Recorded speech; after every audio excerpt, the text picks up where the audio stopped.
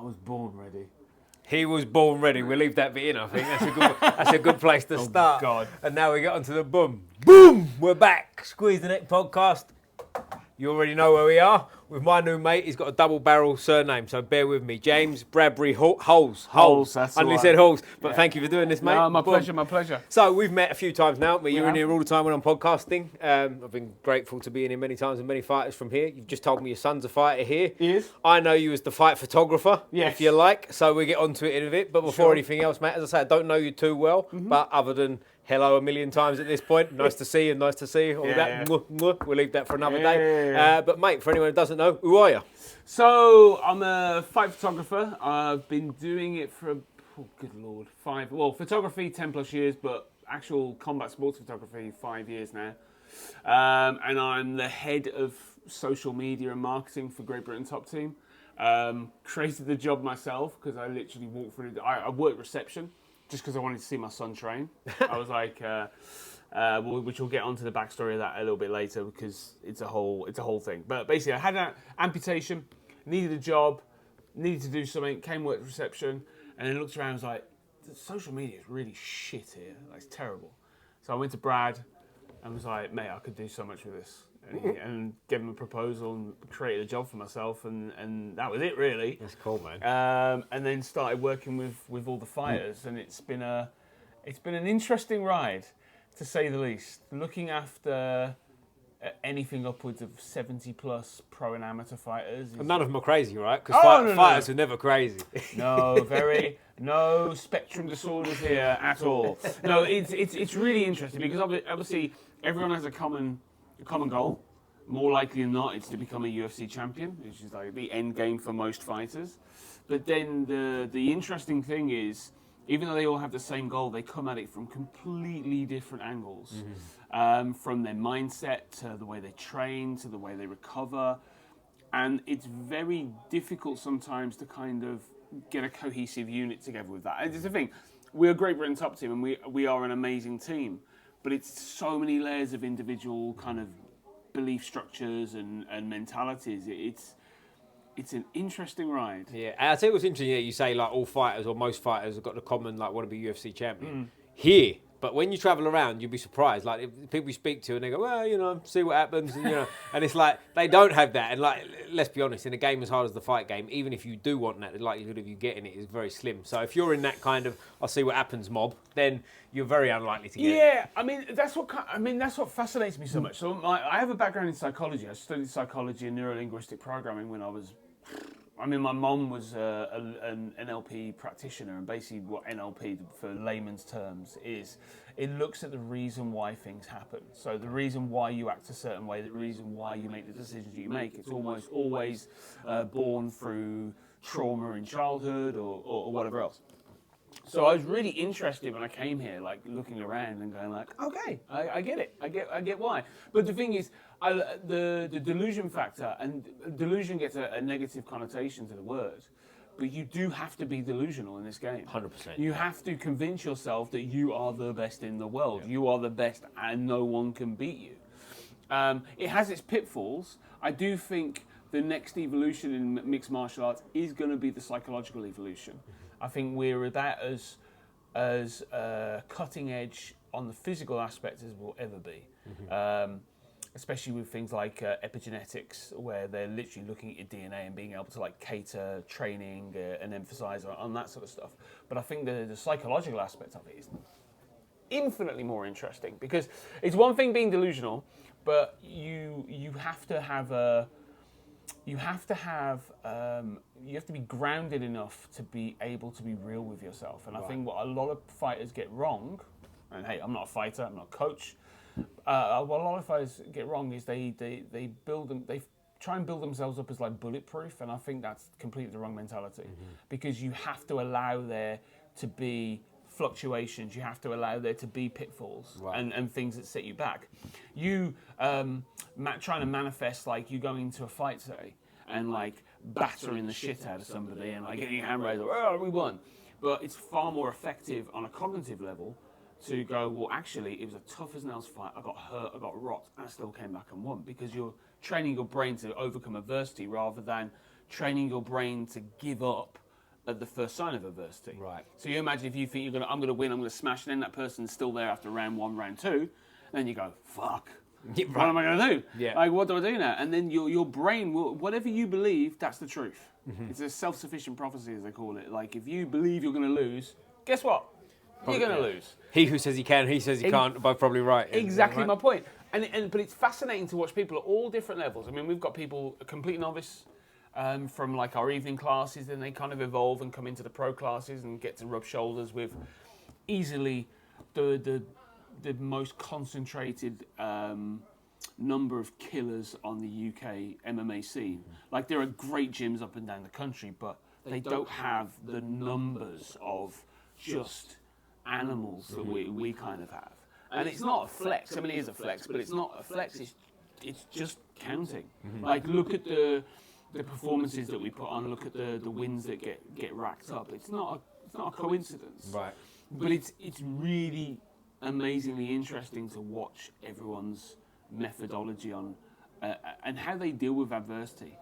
I love seeing my friends win, and it sounds really dark, but I also enjoy seeing them lose sometimes. Yeah. And the reason why is because I really want to see where they come back from. Is it because they need that loss, you mean? Yeah, I they think need so. that for the long haul. I think the worst thing, not the worst thing, but you could lose 15 fights in a row. That'd probably be way, way worse. But I think somebody who, say, I don't know, like wins 15 fights in a row, has no real issues, just blitzes for everybody.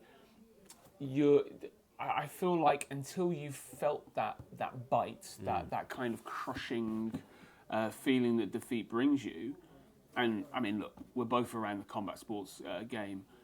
We know how absolutely brutal and unforgiving this sport is. It does not give a shit about you. Right. In the sense of, like, you could train to the best of your abilities, have the best camp ever, cut weight like a champ, walk in there and still lose. Yep. Right. And you could lose 100 different ways, and very few of them are actually to do with you. Could be anything. That's hard to deal with. That's hard that you walk away and you're sat there after the fight and you're kind of rocked, or and you sit there thinking and you overanalyze and you're like, shit, I did everything right and I still lost. So it takes a certain kind of psychopath to be able to kind of come back and want to do that again, and not only do that again, but run the risk of the defeat repeating itself.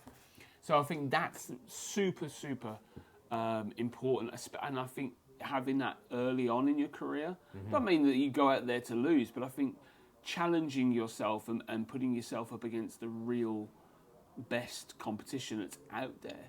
Because I'll be real, like the thing I see I mean, I'm based in the UK, so I do travel around, but majority of my opinions based within the UK MMA scene. There's a lot of people that it's not through fear, it's fear of loss. Right. But so they're very picky and choosy early on in their career, of like trying to stack the chips. So like, I'm going to win this fight, Right. I'm going to win that fight, and I think that's really not the right way to go about it. We've got fight like Belladozy, fought 8 times last year, or this year in fact. Sorry, took fight after fight after fight after fight after fight. Then went to IMAF, didn't go the way that he wanted to, but he just did not say no. He's like, I don't care, like whoever is there, I'm going to fight them. That's what amateurs are. That's what it's there for. Right. And I think too much emphasis gets put into like your amateur record. Like, when was the last time you heard, like, I don't know, pick a UFC fighter, like there was like, oh, so you lost twice in your amateur career. Like, no one gives a shit about your amateur. Right. No one cares. No. Like, no one cares even when you're an amateur, to be honest with you, because it's all about the feeling out process. It's the lab. You like, does my grappling work? How's my jiu-jitsu going? How's my striking going? So it's a big thing, and that extends sometimes in the training room too. We've all seen that, like the gym hero, right, where he doesn't want to lose in the gym, and that hinders you because you're not really working on things. You're like, every time you're in the gym, you're fighting for your life, which obviously limits you, doesn't it? Because then when you're in them situations where, like you said, you've deluded yourself that it's always going to go well, it don't always go well, and things can start to turn. But in a place like this, there's so many different bodies, right? And there's like when they're coming in now, there's sparring going on the mat and whatnot. There's a lot of choice for people in lots of different weight classes too, which can be an issue in gyms, right? I mean, it's a little bit different if you came in here and you're 6'6" and 130 kilos and you cut into heavyweight. That might be an issue, obviously. We've had that too. Yeah, I bet we've you had have, people come through. I can't remember. There was a guy that came through not so long ago. He's like, was he 6'8" or something like that? Enormous guy. And we've got some big guys here. We've got people like Simeon Powell, Luke Trainer, like. We've had like Louis Sutherland, some absolute fucking gorillas, like literally. But yeah, it can be. I mean, it can be humbling as well. Like we have a lot of people that come, they'll swing through and visit, and we'll have. It depends. We'll have some that will come through and they'll be real timid and they'll be like, oh, I'm not too sure, because like they go hard out there, like they do. It's like for better or for worse. Like there's part of me that agrees with it and part of me that disagrees with it. But again, I'm no coach. I'm just the guy that captures the moments of it happening. But then you get people that come through and they just want to fucking kill everybody. But again, it's an ego thing. It's like, I want to come into enemy territory, even though you're coming here to train, and I want to kill you. Yeah. And sometimes it goes well, sometimes it doesn't go so well. Like it all depends. But with the females here as well, we've got a great set of female fighters. And they need to be championed more, to be honest with you. Like it's because we have one of the biggest teams in Europe, like female wise. Is that right? Yeah. Even though when you look at it on paper, like there's very few of them. But then you go to other gyms and there's like 1, 2. Right. Like so, we get a lot of females that come through and they train with us because we've got very high level girls here. We've got people like Kate Batchick, Lisa Zimmo, like absolute like savages. Claire Lopez, like people that. People travel internationally. Will travel to come and train with. Right.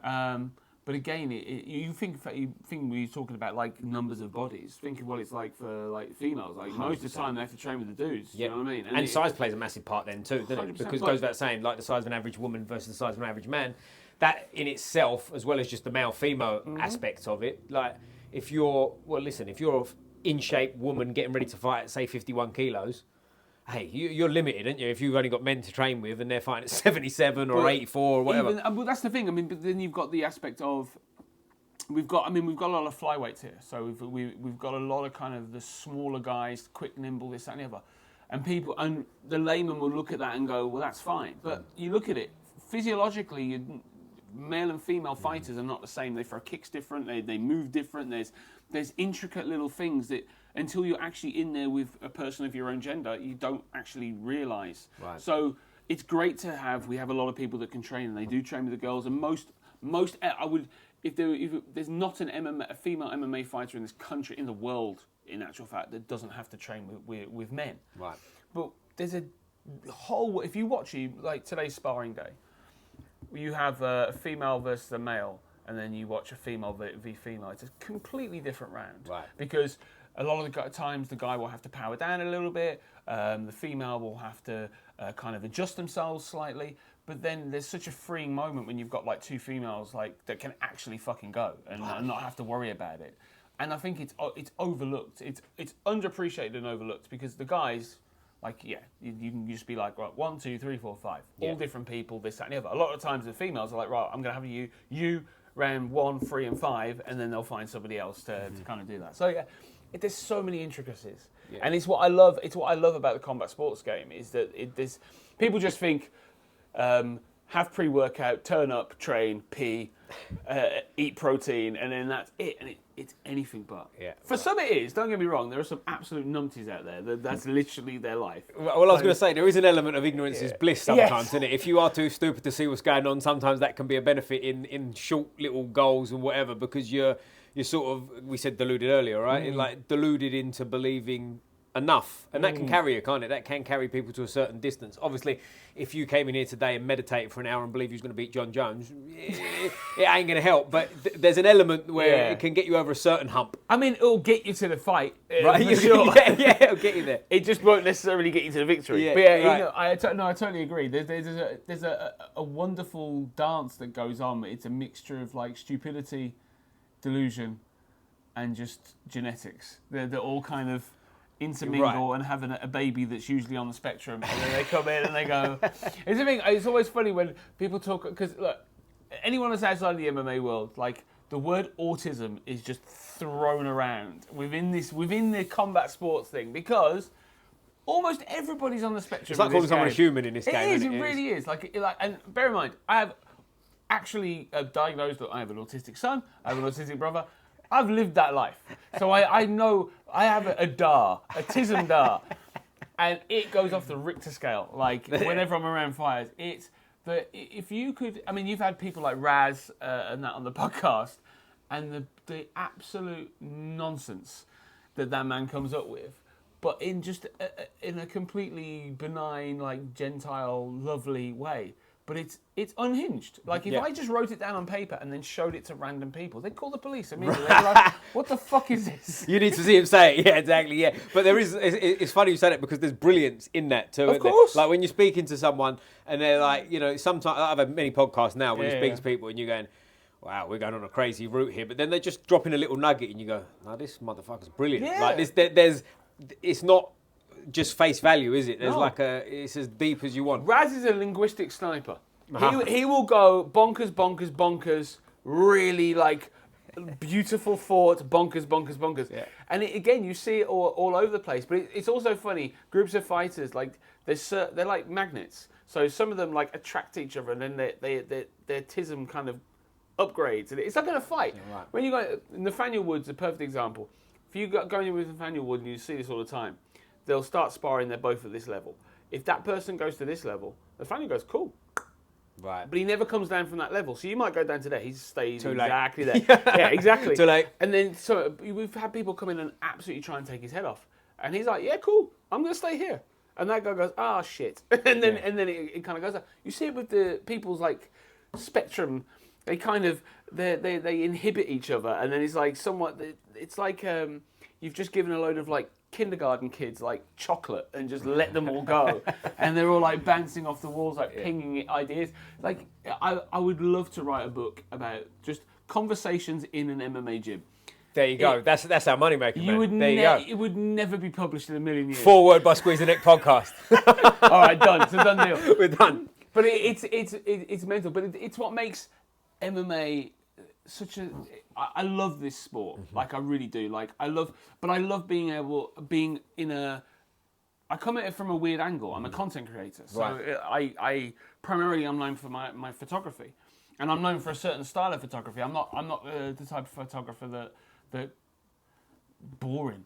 Mm-hmm. Like, and there's no shade on the combat sports photography industry, but boring. Like, majority of you are fucking boring. It's just like, you're here, click, and then they fuck off.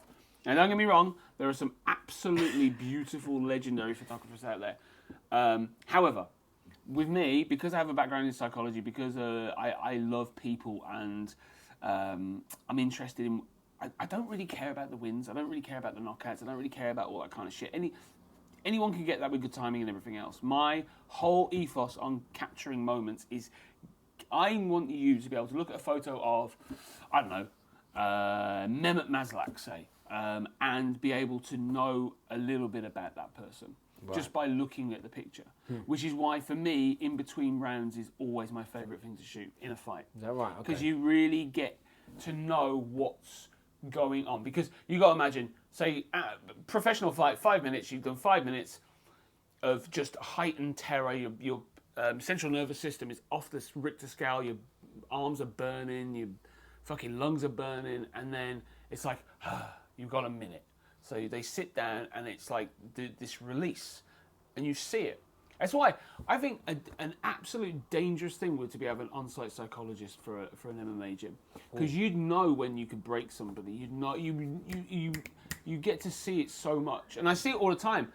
That's why I think people enjoy my photography, because I'm not a normal. I'm a bit tapped myself. I like the weird moments. You're on the bus with everyone else. 100%. Yeah, I hear you. 100%. Yeah, we're all on the same bus together. Yeah, 100%. He's not in the cab next to us. Yeah, I get you. But again, it's due to just me.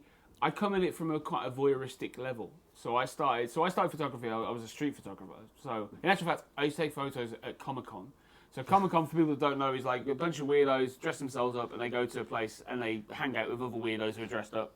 Bear in mind, I love Comic-Con, by the way. It's just a layman's way of describing it. I've got to stop there because I've said this on a podcast before. I was caught up on the DLR once going to Comic-Con. No, I wasn't going to Comic-Con. I was going past Comic-Con, but at the XL, and I was caught up in all of this stuff. Were you on your way to Diesel by any I was chance? on my way to Diesel, yeah. And I was going past the XL and Batman and whoever else got on the train with me. And one of the moments you're in your own little world, as we are, thinking about the session to come, whatnot. And then all these people get on, and when you're kind of like, what's going on here? But anyway, side note. So Comic-Con. So I used to go to Comic-Con. I used to take pictures of people dressed up as superheroes, but doing unsuper things. Okay. So I would have like Batman smoking a cigarette, or like Wonder Woman using a cash point. Like I used to do like really weird stuff like that. I loved it. I loved doing that. And sorry, this is set up, or you used to just follow people? No, just follow people around. You just follow people dressed like Wonder Woman. Follow people around. Just go to Comic-Con, and I was like, right, you look good. What are you gonna do? Gotcha. Because people go there and they're dressed up and they play. And what happens is usually the camera people that go to Comic-Con, they'll be like, "Oh, excuse me, I love the way you look," and they'll be like, "Okay, cool." And then they'll kind of right. I don't give a shit about that. I just want to capture you being a normal human being. And are you dressed up like bananas and pajamas or something? Fuck no. No, you're dressed normal. No. I've got a prosthetic leg. I'm already in costume. I'm a permanent pirate, so it's all good. But my kids used to go and we used to dress up as various things. In fact, Joshua, who's MMA fighter, he once went as Bane from Dark Knight Rises, and got invited onto the Gotham stage by professional cosplayers because he looked good. Because he had a bald head and he was like beefy, and it was really a fucking funny moment. But anyway, so yeah, that's how I got into photography. But when I came here and I started doing photography, I was trying to be like an MMA photographer, and it's shit. It's boring. Because you're just trying to capture a knockout, or you're trying to do this, or you're trying to do that. It's just god awful. And I almost quit. Literally almost quit. It was like, 18 months ago, 2 years ago. I was going to give up photography and just be like, or give up MMA photography and just go and do something else. And I kind of came into the gym. It was a sparring day, and I went, do you know what? Fuck this. I'm gonna reset my camera, because you have your camera set up for certain scenarios. So I reset it. I'm going to treat it like I'm doing a street shoot. I'm gonna capture people rather than trying to capture fighters. And then did the session, posted the link in the group, and everyone went mental. It was like, oh my god, this is fucking amazing. And that was it. From that moment on, I was like, I am never coming at this from a journalistic viewpoint ever again. It's like, fuck that. I'm just gonna do it the way I want to do it. And that's where it built up, and that's where Broware Photo kind of came about. And then it got more and more and more traction. And the thing I love more than anything in the world is every fight show I do, I'll get the messages. It's not about you see me knocking this guy out. It goes, oh my god, like, I love the way you captured me. I love the way you did this. Like, I've got people that have literally put in orders for me to get stuff printed to put on their wall. Wow. And they're from an amateur fight. And it's not about the fight itself. It's about what the picture represents to that individual. Lauren Ray, who's a MMA fighter, she was at IMAF in Albania, and she lost her grandma I want to say about a week before she went over to Albania. So it was very, very tough for her. And no one expected her to do well at all outside of her. They all kind of wrote her off because she was in a tough bracket and everything else, and then she got into the first fight and she fucking smashed it, and then everyone was like, whoa, okay, and then she got to the next fight and she fucking smashed it again. And then there's a moment at the very end where she won her second fight where she just looked up, and I knew she was looking up at her grandma, and I got the picture, and it's one of the best pictures I've ever taken. Brilliant, that's cool. Because it's just that moment. Jack the Ripper, who's a Cage Warriors fighter now, but he was at IMAF. He won. He got silver, but he only didn't win gold because he fucked his knee in the semis. Again, won his fight, and he's quite a religious guy, and dropped to his knees, looked up. Like, that's the shit that good pictures to get. Yeah, right. That's the shit that resonates. Right. And also, I'm just a good photographer. So, hit him up. Hit him up. Shameless plug. Hey, listen, fuck that. I don't mind. No. Plug it up. Plug away. But it's interesting you say that too on many levels for what you're saying, but also just on a basic with the photography. Like, I've got photos from amateur boxing days, and they're how it worked was on a DVD at the time, right? A CD or whatever it would be, and like they give you, I don't know, let's say 100 different pictures of your fight, and most of them is just like Yeah. Both of you, like, nothing's going on. Every now and then there's a good one with you landing a jab, but your face is all kind, and they're just shit, basically, right? So, like, but they're the ones, like, in the corner, they're the ones you'd take and you'd frame and whatever. Do you know what I mean? When your coach is talking to you, and it sounds like that's what you're on. Well, it's like even the thing I love, I don't consider myself even like a sports photographer. The way I describe it sounds so poncy, but I don't really care.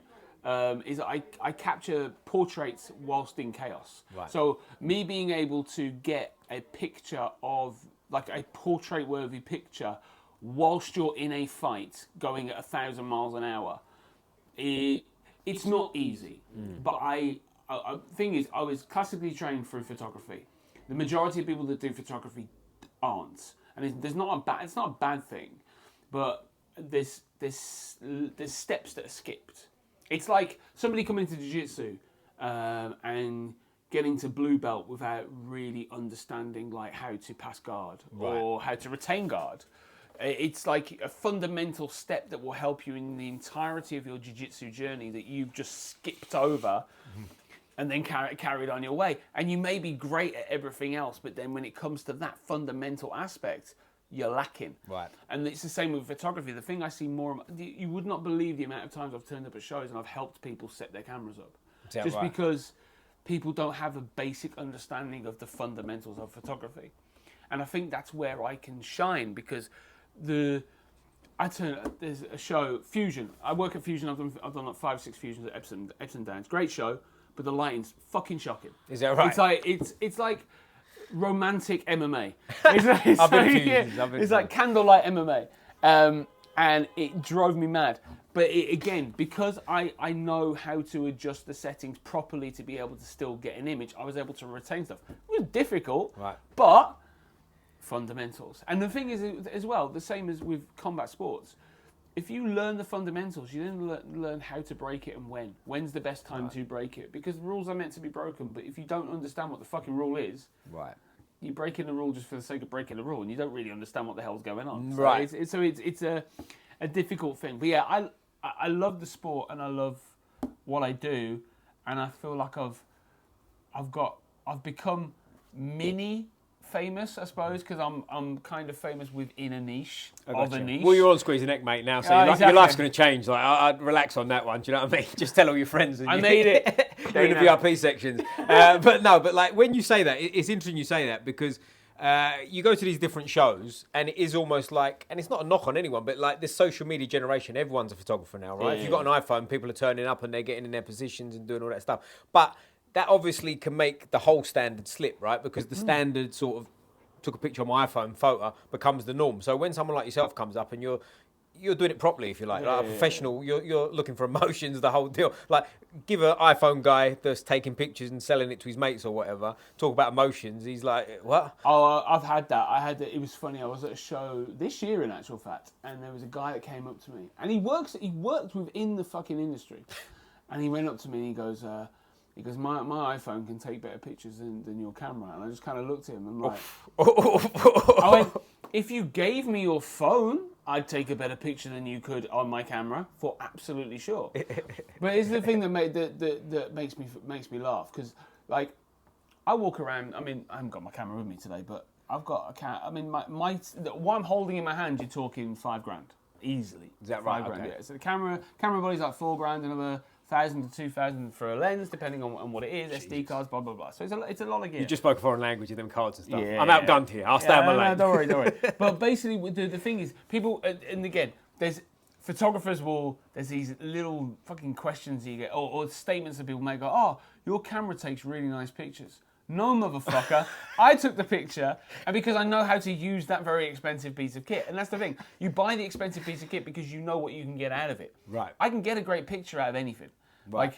Like, you can give me, one of my favourite things, I've got like a 40 quid kids toy camera that prints the photo out onto receipt paper. It's one of my favourite things to use because you get quirky shit with it. Right. I like weird stuff because I know composition. That's the thing that people lack a lot, like you're saying with the phones and stuff like that. It's just basic composition. It's just me and you here now, and me whipping out my phone and going clickety click without realising, well, the lighting's pretty poor, the angle's not exactly great, we could lift up this, put you in a different position, do this, that and the other. That's the difference between making a great photo. Are phones good? Yeah, they're okay. But as soon as you have a moving subject, not really. Right. It just turns into a blurry pile of shit. and again, it's like you said, everyone's a fucking content creator now. Everyone, like, there's people out there that literally will chat GPT like, what's the best camera to use in sports photography? And it's like, bro, like, just look it up. Like, it's not difficult. Yeah. But the right answer is whatever you can afford. Like, you can start anywhere. Mm-hmm. It's your style that gets you somewhere. It's not you having the latest bit of kit and this, that, and the other. That's the last of it. That's the stupidest thing. It's like I want to start Jiu Jitsu, so I'm going to go buy a Hodger Gracie fucking gi for like £200 or whatever it is, the best gi on the market. Just because you want to go to Joe Schmo's like open mat every like Tuesday night, you're putting the cart before the horse. You're buying all the gear before you've actually got the fucking talent to be able to claim to. You're still a white belt, yeah. 100%. Yeah. And like earlier this year, I unfortunately lost like 20 grand's worth of gear. I had it stolen from me, which was an absolute killer. Mainly because I was working on a documentary. I've been following my best friend Lisa Zimmer around for a year, all in there. Oh, you absolute bastards. But that's the thing. I had to build myself back up. I had one lens, one battery, one camera. That was it. Was you the man that took the picture of Lisa in the Liverpool shirt by any chance? No. Okay, good. No. You can stay. I'm a Birmingham City fan. I was about to go, you've ruined the question at the end. Keep it to yourself. I'm a lonely Birmingham City fan. I barely like football. But I grew up in Birmingham. So I saw that picture and I was like, whoa, Lisa, hey. But anyway. Hey, listen, speak to her husband. The husband's like... He can support whatever team he wants. Let's put it that way. But yeah, no. So I followed her around for a year, and all that footage was on there, and it all went, and it was devastating. It was like, mental health is a huge part, especially within anything. Like it's more. I think mental health is probably more prevalent now than it has been ever. Right.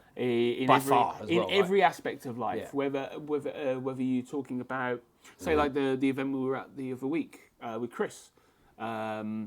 Where we were talking about men's mental health. It was a fantastic night, and it was great to see so many people in there actually being an open forum and people being so candid about it. But I was devastated by that. And I kind of sat there and wallowed in it for a little while. But then it's like, well, listen, I started with one camera, one lens, one battery. So, like, fuck it. If I can build it up to what I built it up with very little knowledge and talent. Now look at me now. I'll get there again. You've got the knowledge already, right? Yeah. So it's like I'm back to where I was. Just minus 20 grand. I was going to say, we'll cut the bit out where you cried then. We're just like, no, leave that shit in. I don't care. But like, let's go back a step, mate, because this is obviously a great conversation. But like, it sounds like you weren't a martial artist growing up. You wasn't in this from the jump. No, I did. I actually did. Funny enough, there's a funny story behind that. So I did judo. Okay. So foreshadowing. So I did judo as part of my PE GCSE.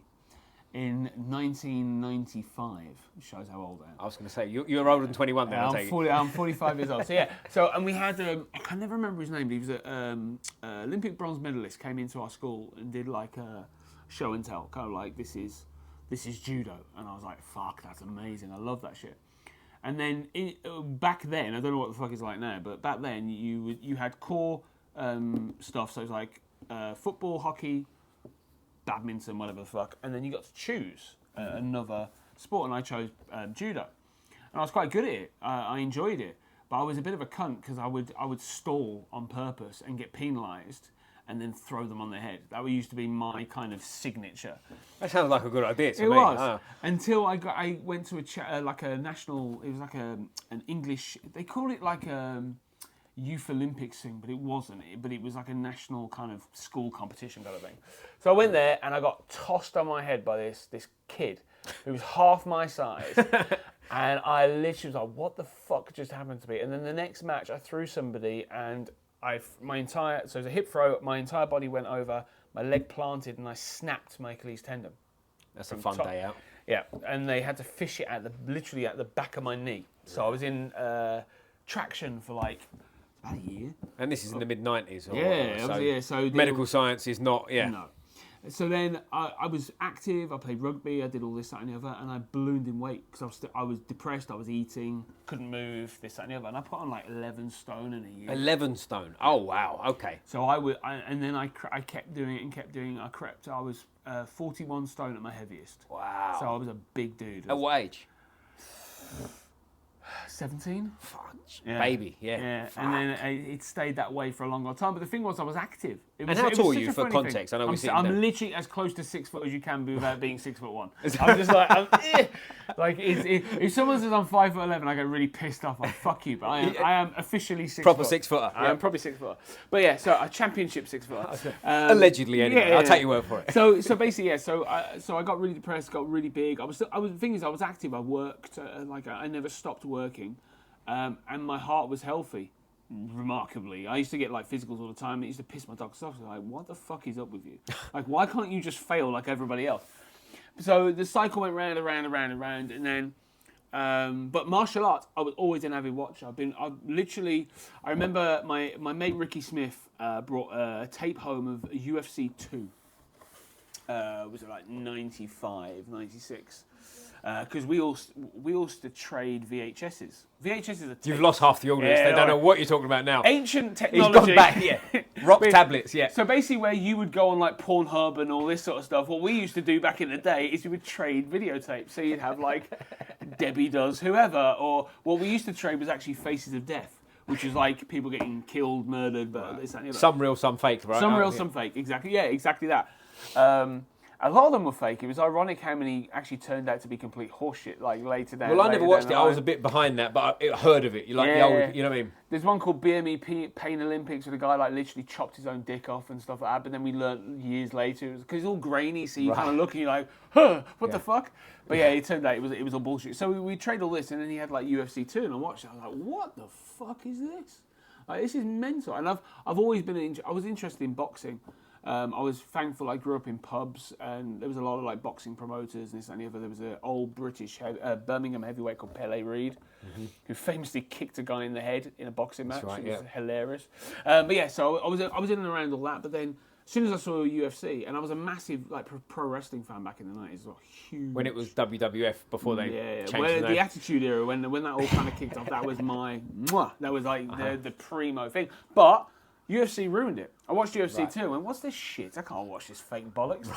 Even though I still appreciate the art form, it got me. It really grabbed me. And then I would watch anything that involved combat sports. I didn't care what it was. I watched Jiu Jitsu before it really blew up. Like, even like traditional Jiu Jitsu I would watch. I'd watch like karate tournaments. Like, I was just mentally into it. I loved the art form of it.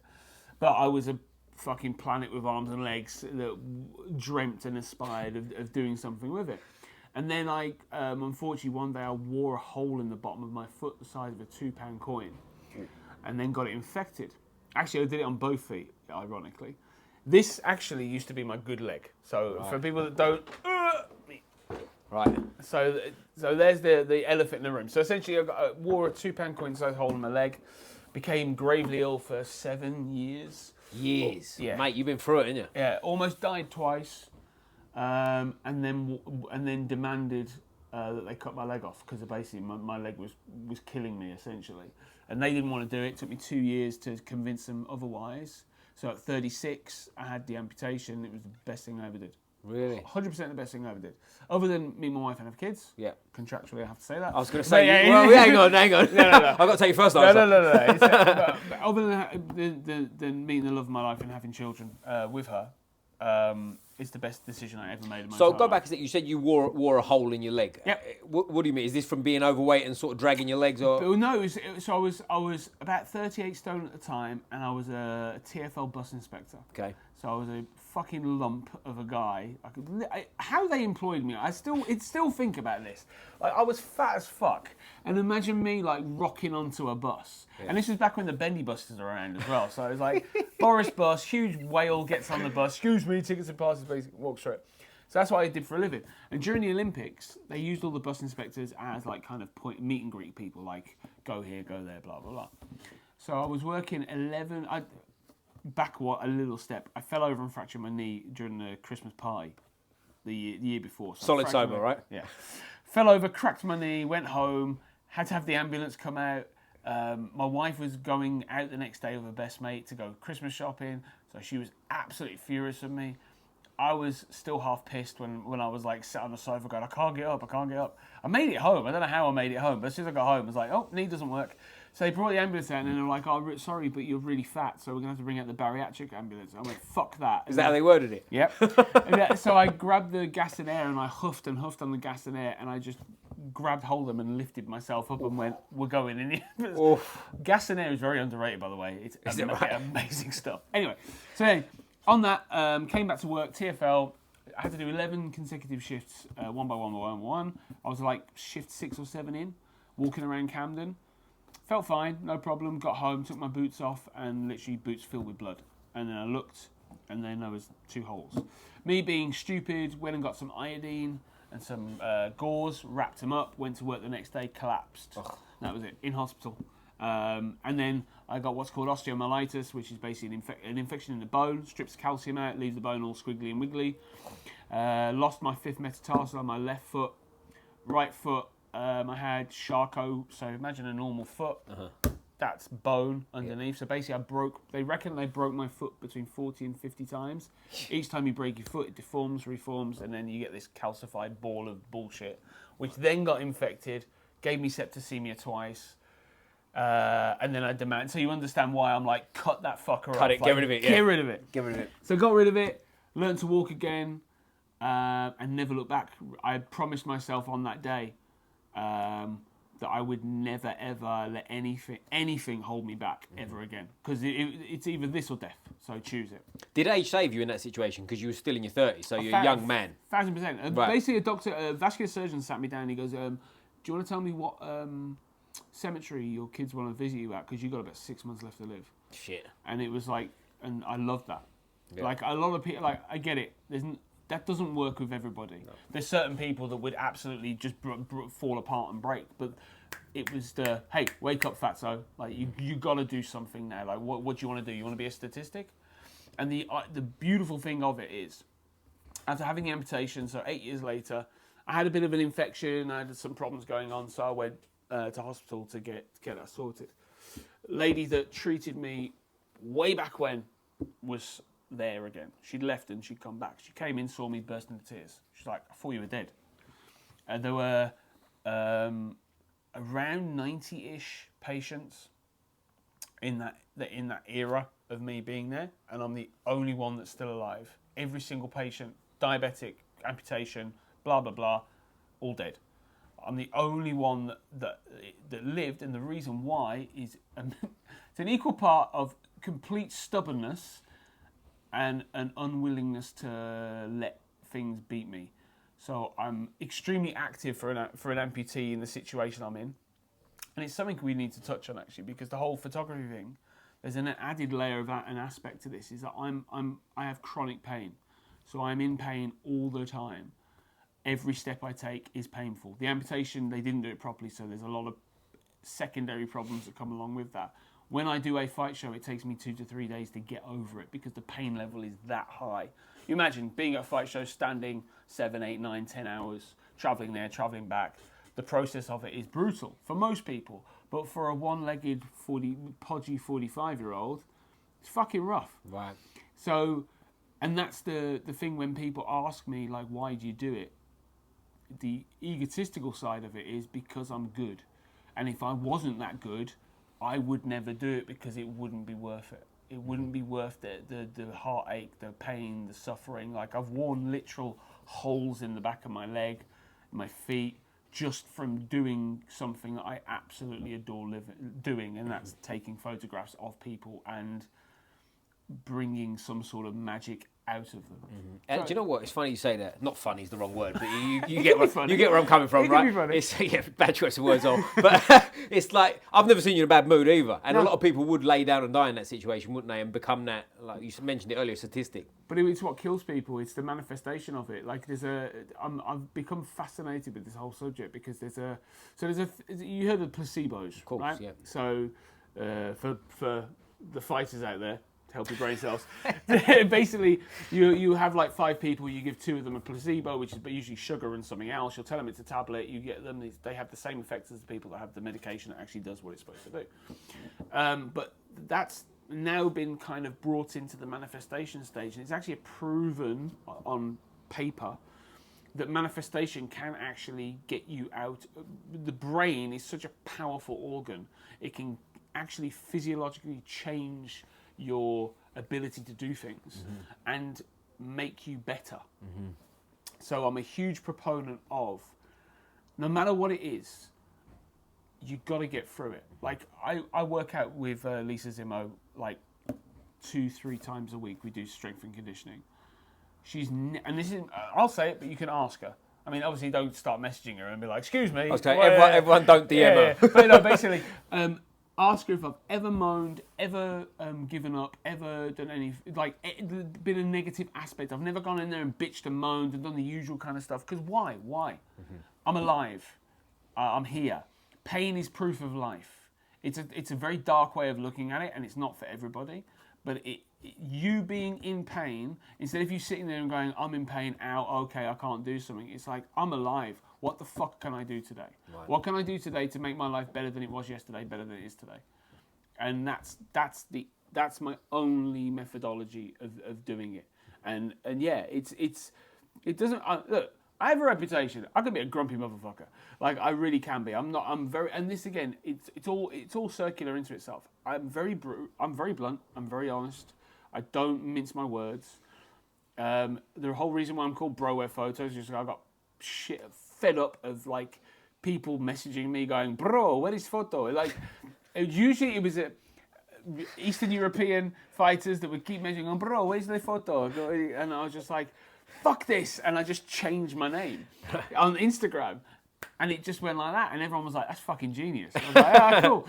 So me losing my shit, which happens a lot. I do get if you look at my Instagram and look for my stories, it's a mixture of like, amazing photo, oh, he's pissed off again. Amazing photo, like, who's he angry at now? I rage about all sorts of things. Last night, coming home from a dinner with Monique, who's a Muay Thai fighter, a fantastic human being. And I got enraged, sitting on the tube. I sat in the tube, and there's this couple opposite me. And the girl she sits down. Number one, she cut in front of me, which is fucking rude. How dare she? Yeah, how dare she? I'm handy capable, goddammit. So she gets in, she sits down, she pulls out her earbuds, totally normal. Her fella sits next to her, and she takes out the earbuds, and she pulls one out, and she goes one to her, and then gives it to him. And they're sharing. It made me so mad, because I'm sat there going, number one, I'm sharing your fucking earwax. No. Number two, why do I want to hear half a song and hear half a tube and then not be able to skip the song? And I'm sat there thinking about it. So I'm going, I'm going to fucking kill these people. So I'm literally just rocking backwards and forwards. That's my process. I'm laughing because I can relate to that so much. If I was sat there, I'd have been sitting there going, "Look at these two with their fucking half and half earphones." I can't imagine anything worse. I put headphones in. 99% of people that wear headphones, they don't wear it to listen to music. They listen to it to drown out whatever the fuck is going on. Stop listening to everything. Yeah, right. London transport is a unique situation of it's one of the worst things to just sit there naked-eared and just taking it in. The reason why my phone comes out and my headphones go in because it's guaranteed some sort of shit, or someone will come up to you and go, "So how did that happen?" Which happens a lot, by the way. Do they do that really? All the fucking time. Come on. Here at Morden it's like a lunatic concierge desk at Morden. I had a woman come up to me once and she was like, "I've not met one of you before." And I just kind of looked at her, "What the fuck is me? Well, what's one of you?" Because, like one with a leg. I went, "Okay." But I had headphones in. She tapped me on the shoulder. Tap me on the shoulder. I'm like, "What the fuck?" She goes, "Do you mind if I take a picture of it?" I went, "I actually do fucking mind." What? And she just pulled her phone out and started taking pictures. Like you was like an alien? Yeah, like I was like an exhibit. So this is the thing, and again, like I'm very open about everything that happened to me. I am not a proponent like this is not the way to live your life. I paid a huge price by being a complete fucking glutton and not being able to thinking I can manage my own mental health, and that's the important thing. I thought I knew best, and I did not. Mm-hmm. But it taught me lessons that have helped me. Mm-hmm. And don't get me wrong, the stuff that I'm doing now, a lot of it I shouldn't really be doing. I shouldn't be as active as I should be. I get told all the time by doctors, but I just kind of do it. Anyway, the people will come up and ask me, and I'll be open and that. But people literally stop me in the street and go, "What happened?" Like it's like I'm something on their phone. They go, "Oh, that's interesting. Let me find out." People are sad, aren't they? Yeah. People are sad. But it's the fact that they feel that they're owed an explanation. Right. And I've told them everything from like I remember telling one guy like, "Oh, well, what happened was somebody asked me a really stupid question, and I got so enraged I ripped my own leg off and beat them to death with it." Good answer. That's been an answer. Tennis elbow was another answer, and the person went, "All right, okay." I was like, thick fuck. Well, that tells you what kind of level of people you're dealing with, right? Tennis elbow, just woke up one day like this. But again, like I was, Federica is another, like one of my best friends. Literally, we're sat on the tram going to Wimbledon, and the guy could not stop staring at my leg. Like he was literally like transfixed. So I started doing a little dance. I was just moving my legs around, and he was doing all this. And I just stuck my head down. He kind of focused. He went, "Oh fuck!" Like he's a bit like he's looking at me. But it's amazing how many people just have no sense of self-control. Well, you know what I think you should do? The best answer would be, you know, when someone goes, "How'd you lose your leg?" Go, "Oh yeah, I did." That would be the one to get him. I know. I have done that more. I was like, "I've lost my leg." Like, what the fuck? Did you take it? Kids are always the funny ones because they'll be. I'm always cool with that because that's different, kids, right? Yeah, they're kids. I had one kid though, and then it was on my street where I lived. So I live in Clapham, and I'm walking up the road, and this kid walks past me and goes, "Ugh." So I laughed because that's funny shit. It's a kid, like, innocent kid, isn't it? That's funny shit. And then the mum said, "Yeah, I know." Kid's got no chance, is it? So I turned around, I was like, "Fuck you and your kid." Like, and your kid, get the fuck away from me. That's mental. But I laugh at it's funny. Yeah. But at the time, you're just going, what in God's name are you doing in your life that you can just feel like you can just go, yeah, ugh. You feel sorry for the kid, don't you? Because you go, what chance has that kid got? I think I said something about kicking the kid across the other side of the road, and like blame it and like going, "It's your fault if I do this." Like it's your fucking fault. But do you know what? It's funny you say that. Like my story's going to pale in comparison to yours, by the way. But like when I had a blow up years ago with cauliflower ear the first time, like my ears ain't pretty now, but you know, it's like when they first go, it was terrible. And a kid came running over to me, must have been, I don't know, 6. I was walking down the street past the kid's playground. A kid came running out of the playground straight up to me and went, "What's happened to your ear?" And I kind of went, "Oh, you know," played it. I don't know what I said, some nonsense answer. And the kid went, "It looks really terrible." But it's like that with the parent. The parent was sitting on the bench just looking. I thought, yo, get hold of your kid, you know? I love the way kids are. I love the unfiltered madness that kids come out of. Like I've literally had kids like they'll tap their mum or dad, and then like they're whispering, but they're not, and they go, "That guy's got a metal leg," and I always kind of twig and go, "Yes, I have actually." Yes. But the weirdest one of all is on Clapham Common. I've told this story so many times, but I was sat on a park bench, like minding my own. I don't know why I was there actually. I think I was just sitting there, just enjoying the fact he was doing something. So I sat there, and a guy came up to me. He's like, "Excuse me, mate." I was like, "Yeah." He goes, "I've got a 6-year-old daughter, and she's like really fascinated. Do you mind if she comes over and like touches your leg?" And I kind of looked at him for a second. I was like, "All right, let me reverse that to you. If I came up to you and said, 'Oh, do you mind if your 6-year-old daughter touches my leg?' I'd be in prison before I even finish the sentence." Well, see, that's where me and you differ. I'd have said, "Which one?" But I just literally looked. He thought for a second. He went, "Fair point." Yeah. And it just goes back. "No, you can't." But it's wild. But again, I feel bad for people that. I mean, I can have a laugh and a joke. I've grown up. I've worked in so many industries that are absolutely brutal in their delivery, like transport industry. This pales in comparison to the transport industry. I bet you see some things on there. Work on the underground and just listen. I used to eat my lunch outside when I worked on the underground because I couldn't stomach the stuff that they would talk about. Like it's horrific where I was working. Anyway, but like I can take it. Like Ashley Grimshaw, so Mr. White Wolf here, the grappling coach at GB. When I first started, I was talking to a couple of the guys. I think it was Billy Broster and somebody else, and class had started. So it was an evening Jiu Jitsu class, and he goes, "Why is everyone talking to the fat guy?" And then no one's like listening to me. And I appreciated that. I appreciate that level of honesty. And a couple of the guys said, you can't talk to him like, oh, well, fuck he can. He's coach. Just did, right? Yeah, he's coach. Like, he can do what he wants. And I appreciate that honesty. Yeah. But I also understand that is not the majority of people. No. The majority of people are very delicate. And I think too much emphasis gets put on like, oh, you're a snowflake, or you're this, or you're that. Like, yeah, some, absolutely. Don't get me wrong. There are some people that need a good talking to, or some that actually probably need a little bit of a slap. Yeah. However, to have other amputees and other people that feel really self-conscious about themselves, I don't give a shit. Right. I'm alive. I don't care. I don't care how I look. I've got excess skin all over me. I've got like 20 to 30 kilos of excess skin. I'll whip my shit off right now. I don't care. Like, I really am that comfortable in my own skin. But a lot of people aren't. And imagine like having someone coming up to you going like, oh, what's up with the fucking leg? Like, I think people just need to take a step back and just go like, should I really be asking this fucking question? Yep.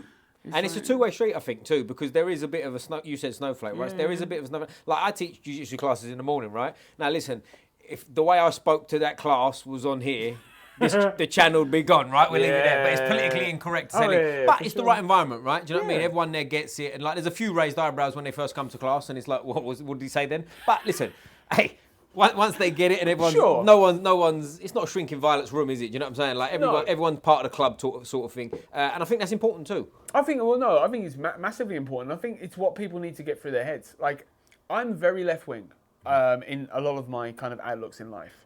But I'm not a lot of the left-wing don't like me because I'm very outspoken. And the thing is, so I am a firm believer in conversation. I love conversations. It's why I wanted to come and do the podcast, because I love the stuff you do and I like the way you talk. But I'm sure there's things that we do not agree about, which is absolutely fine. And I think we need to get away from this. You have to check every box, and if you don't check one box, you're completely like, don't like you, can't watch you, you can't do this, you can't do that.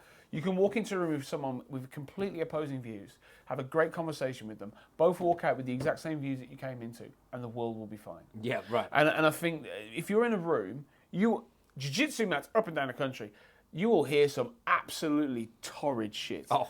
However, within that, you're in a consensual environment, and I get it. Some people might not like it, but unfortunately, them's the rules. Like, you're in that room, so you have a choice. You do have an actual choice, and I think that's the thing. People have an entitlement complex of thinking that everything has to be curved to their outlook, and it's just not the case. And that's where true society breakdown becomes a reality. Because if you have 50 people and they all want it their own way all the time, no breaks, no nothing, you just, what are you going to achieve? Right. Like, I grew up in punk. The race, I mean, we used to have fights with National Front all the time. We'd have proper fights with like racist skinheads and stuff like that. I've known racist skinheads. I've known people that are pro-terrorism. I've known all kinds of people, and I've sat down and had a conversation with them. I had a 2-year conversation with a lady after 9/11. Where she actively celebrated. So I worked on the day of 9/11. I was working for National Express, and funnily enough, we got embroiled in it because there was an alert that went out across the world. Any high-rise building, everyone was on alert, and we were in a high-rise building. But also, we dealt with international travellers coming back from Heathrow, Gatwick, and this, that, and the other. So we had like parents and fucking sisters and brothers going, oh, do you know if so-and-so got on their plane? And like, but the thing is, we knew nothing about, we knew something had happened, but this was 2001. It wasn't 24-hour internet access news and stuff like that. We were working, so we didn't know until 9 p.m. that night. So we all left and went to a bar, and we literally, Birmingham city centre was empty. Like, there was nobody out. That's what people don't understand. It happened in New York, but the whole world stopped and took a breath on that day.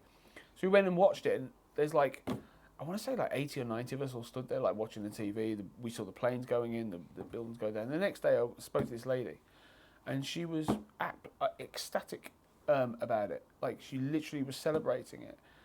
And then we had literally a 2-year conversation, and I understand where she comes from. And it's important to point out, she came She was from the Middle East. She'd seen her family and her entire community ripped apart by Western inclusion, whatever else. Whether you agree with it or disagree with it, that's your choice. And it had warped her view into thinking that flying a plane into a building, and instead of like being like, well, you're an arsehole, you have to really sit there and go, well, where did we go? Where did we come to that conclusion? And there are elements of it I do understand, but I can never get past the fact that 2,000 people were incinerated on that day. But yeah, going back to it, it's just I feel that I come in here and I hear right wing unhinged shit, I hear left wing unhinged shit, I hear this, that, and the other. Not just here, it's MMA. The mixed martial arts. If you think that unbridled violence is not going to harbour some extreme views in certain subjects, get out now and don't come back. And it goes back a step further. There's a reason people want to get involved in violence, because there's a lot of steps along the way. 100%. If everything was all good and rosy from day one, there's a few exceptions maybe, but probably not many, where it's like, if all's good back, you're probably playing football instead, right? Yeah. You're probably playing cricket or whatever else you do. Well, look at look at Brad Pickett's era. Like he's a true like Mount Rushmore MMA legend in the UK. Yeah. Like there's no if buts or maybes. Him, Dan Hardy, Michael Bisping, so on and so forth. But they all came from a. It's not like they all were like these days. It's become a bit more geeky. You get like especially jiu-jitsu. Jiu-jitsu, you get some absolute nerds. Right. Where you consider a nerd. You don't get like the local like hard guys like I want to do like legal violence like this and that. Back in like the Bama days when it was literally a tear up. Yeah. That's all it was. Mm-hmm. You weren't in it for the kind of the reasons you people want to do MMA now. Like you've got people like Kate Batchick, who's fucking neuroscientist degree. Like people have like you got Connor Patterson, who's like highly intelligent. Simeon Powell, who's like an engineering degree. It's complete. It's the thing. It's a completely different ballgame there, and the optics have completely changed. But unfortunately, the mentality is a couple of steps behind in certain aspects, and I think that's again going to be an evolution, because right now there's a lot of eyes on MMA for the wrong reasons. Well, now there's MMA now. Back then, in the days you're talking about, there wasn't really MMA. There was just like guys going to a boxing gym. Most of them were doormen, like in perception. Do you know what I mean? They was having fights, and it was that kind of vibe. Whether that's actually true, there's bits and pieces of it, but a lot of it is true, right? There was just tough guys having to tear up in a cage. 100%. And nowhere to train is more the that's the thing. 100%. I mean, I remember. Coming up in Birmingham, like I was surrounded by doormen and the pub, the kind of nightlife, and that sort of thing. And my mother actually worked for like quite a notorious gangster in Birmingham, a guy called Eddie Futrell, who notoriously stopped the Krays from coming into Birmingham, stopped them on the M6, and booted them out. So I've seen a lot, and I remember a guy in my mum's pub. He came in and he was shit faced when he came into the pub, but he was like, I'm a black belt in karate, and I can do this and I can do that, and he sat with his group of muppets, and they're all like lapping it up, going, oh mate, you're this, that, and the other. And he was a doorman and he was a bricklayer. And imagine an Irish thumb. Yeah. Like that's what this guy was. And the karate guy started getting a bit leery. So it was like, they had a word, it was like, listen mate, you got to calm down, you got to leave. And he's like, no, you can't fucking ask me to leave. And the guy, I won't mention his name, but he picked up, the old beer trays. Mm-hmm. And he beat 7 shades of shit out of this guy with a beer tray. And he was like, where's your karate now? Boom! With the old beer tray. Old-fashioned beer tray. It was like watching a Tom and Jerry cartoon. It was like, boom! The noise it was making. But this guy was getting slapped all over the place. But for them, that was entertainment. Mm-hmm. Like that, before the cage fighting, that literally Friday, Saturday night, sometimes Thursdays, it's like going to an MMA show. You're always going to have a tear-up. Right.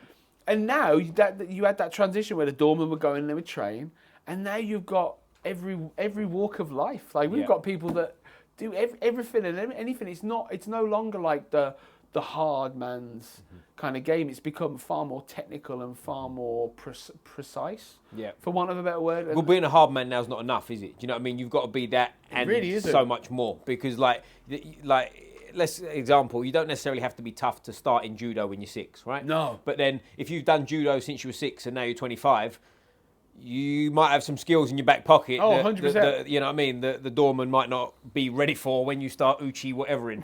And it's like, judo's a tough sport, by the way. I've recently, maybe we'll get into it, I've recently started training judo. Oh, really? Yeah, like quite a lot. And it's an eye-opener because I've done jiu-jitsu for over a decade, loads of martial arts, blah, blah, blah. But when you started judo, was it Brian Jack by any chance? Was that the bronze medalist? Yeah, yes. okay, yeah. I know him from, I've seen him on podcasts and stuff, but I knew him from... there was clips going around on the internet maybe, I'm forgetting how long ago, probably 10 years ago, of him doing something, I think it was called Superstars, do you remember this program? That's and right. he was doing like loads of dips and he used to win, and it's sort of I think it was around the time Ronda Rousey was in her heyday because judo was on my mind or whatever, and you start searching. But anyway, side note, so like Olympic bronze medal in judo, serious man, right, to be starting with. 100%. Well, like I'm actually writing a blog for the website here about it at the moment, about the differences between jiu-jitsu and judo. And the thing that you can always tell a high-level judo guy on a jiu-jitsu mat. You can always tell because their top control is elite. Like, you aren't... Obviously, if you're a high-level guy, there's ways around it. But in general, if you see a high-level judo guy with, I don't know, blue belt up, blue belt, purple belt, whatever, chances are that if that person's got you, you ain't getting up because they have a transfer of power and weight that is almost unmatched. Wrestlers are great at it. Freestyle wrestling is fantastic for getting the person down to the ground. Once they get them down to the ground, it ain't so easy. Jiu-jitsu, obviously, can't get you down to the ground half the time. So it's either sit down or hope for the best, maybe an ankle pick, we don't know. And then it's kind of like, we'll work our magic. Judo's kind of bridging that gap because they're evil motherfuckers as well. Like, they will. I mean, I don't know if you remember the Ronda Rousey. One of my favourite internet clips of all time. There was a journalist, just a dick. Oh, I remember this on the wooden floor. Yeah, and he just was like, "Oh, you can't do this, Adam." And she put every ounce. She of meant her it. weight. She weren't playing. She meant that. She put every single ounce she had into that throw, and I think he cracked like 2 ribs or something stupid. That's like what you that. get, though. That's Of what you course. get.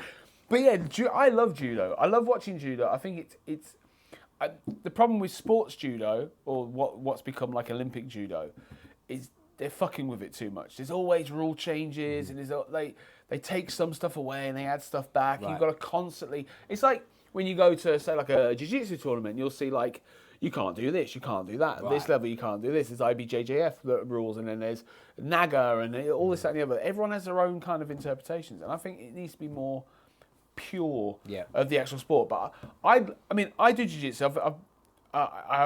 It's very few and far between now because I'm just so bloody busy all the time. But it's one of my favourite things to do as an amputee because I have a secret weapon. Right. It's the fact that I don't have a foot. So number one, good luck, like keeping me. No heel hooks. No. Well, I mean, people have tried. Right. People have tried heel hooking the one that hasn't got a foot. That's a good idea, isn't it? There's a famously when I was here, the guy literally he spun around and then just went and just literally because there's nothing there. It's just like I was like, there you go. But yeah, it's very hard to do certain things to me, and also I can use my stump as a weapon. Like what I love doing is getting like I'll pull half butterfly guard and then I'll literally elevate and then I can knee tap with the stump. So I can just whoop. Right, so it's like an extra arm at that point. Wicked. Yeah, okay. I've even punched people in the face of it as well. As you should. I should. Hey, listen, it's handicap rules. I can do whatever I like. I do what I like, yeah. Yeah, but yeah. But so what was the biggest thing you found from doing judo? So with judo, I'll tell you what it's like for me, because I've been, as I said, jiu-jitsu for such a long time. Yeah. With judo, it's almost like I can go in there and park the ego entirely and just, I'm doing judo. Do you know what I'm saying? Versus like, because if I'm going, and I haven't done that many classes, I've done mostly privates, right? Yeah. But like, if I go in there and my instructor, Ray Stevens, by the way, very, very good Olympic silver medalist, not to one up your story, but he was a silver medalist, not a bronze. But, shout out Ray, he's coming on soon, hopefully. But he's brilliant in terms of like flows, right? Flow, everything's like, and if my little toe is out of position, he's on me, and it has to be right. And it's not like a drill sergeant, but like he's very much makes it right. Sure. And for me, like when I'm doing it, it's like, again, I don't mean this to say like, oh, I could do it, but if I'm going with a white belt in judo who's never grappled before. Yeah. I could go back to my old tricks if I Of want, course. right? But I'm not doing that. So that gives me a freedom of like, I'll just do it as right as I possibly can. So it's like you're experimenting almost. There you go. But it also it makes me have to like do it as perfect as possible. Yeah, Does that make sense? yeah, Because yeah. it's like, if I want, I could just throw you out the way and double leg you. I'm not going to do that, right? I'm trying to get this foot sweep that I'm not fucking getting right now. But I believe in it because he's told me. Do you know what I'm saying? So I'll keep trying to turn off more power and make it right. And I feel like it's such a benefit because I said this to Ray as well. After our first couple of sessions, I sparred boxing, just pure boxing with boxers. And I felt like what I'd learned from Ray in judo, which has got absolutely nothing to do with boxing, made me spar better in boxing. No, but it completely translates. Yeah. You think of like the transition of foot movement and then being able to change angles and being able to load the punch to give the most amount. And it was also that switch off stuff, that just relax, see what's coming, rather than like, I've sparred with the guy I was sparring with, I don't know how many rounds over the years. And like, you know, you don't want to lose, right? But it was like, well, I'll just float in and throw the jab. Now, this isn't saying I beat him up. I will mention his name soon and pretend I did anyway. But you get where I'm coming from. It made that kind of like, well, I could just apply this here. Of course. And start, rather than being stressed, I'll just... Easy. Well, it's interesting because the UK especially has such a massive judo, going back decades. Like judo's been huge in the UK for a long, long time. So was traditional Japanese jiu-jitsu as well. It was massive. Right. So you've got people like Michael Bisping, who started off in traditional Japanese yeah. jiu-jitsu. You've got Sinead from here. Her dad's a black belt. She trained in Japanese jiu-jitsu that's right, and then transferred over. Lisa Zimmo started in traditional Japanese. right? It's really weird. And even people like Sakuraba started in like Japanese jiu-jitsu. Right. There's all kinds of integrations. But the amalgamation of judo, jiu-jitsu, or they spell it Juj. Right. Jiu-jitsu and Brazilian jiu-jitsu. It's fascinating the transitions over because we like things like side control or scarf hold. It was always my favorite thing to do in judo. I love doing that, and I love the fact you can get like an Americana from it in jiu-jitsu. So it's my favorite thing to do. As a big guy, you have to do like big guy things sometimes, and mine is literally like because even when I start, I'm usually seated. So I'm usually playing bottom and then trying to transition up. And as soon as I do that, I'm going to side control. I'm going to either like squeeze the shit out of you. And it all comes from Josh Barnett. Josh Barnett when he beat what's his name, the Boogeyman. Dean Lister. It was one of the most as a purist jiu-jitsu. It's one of the most amazing matches you could watch because you've got somebody who literally hadn't lost in 16 years, hadn't tapped in 16 years, and decimated. He's the reason why John Danaher started doing leg locks. Yeah, he's the guy that lit him up to it. 100%. Like he was the guy that said to him, like, why leave that 50% of the body? So, and that's where John Danaher went, fuck, bing, and then that's it. The world changed from that The Death moment. Squad came about and then B Team and everything else. So yeah, so he's huge, and to have Josh Barnett, who is not a jiu-jitsu guy, he's a fucking catch wrestler, catch wrestler, directly from Wigan at the Snake Pit, and it goes all the way up. To have him dominate him in such a way, and then chest compress the shit out of him, is that for me is the best kind of combat sports. Yeah, it doesn't matter if they're not punching each other. You've got two people that are elite at what they do, and they're just going at it. The same with Bravo when he went up against Gracie. Gracie's. Sorry, which Gracie is it? What's the name? Jesus Christ, it's going to kill me.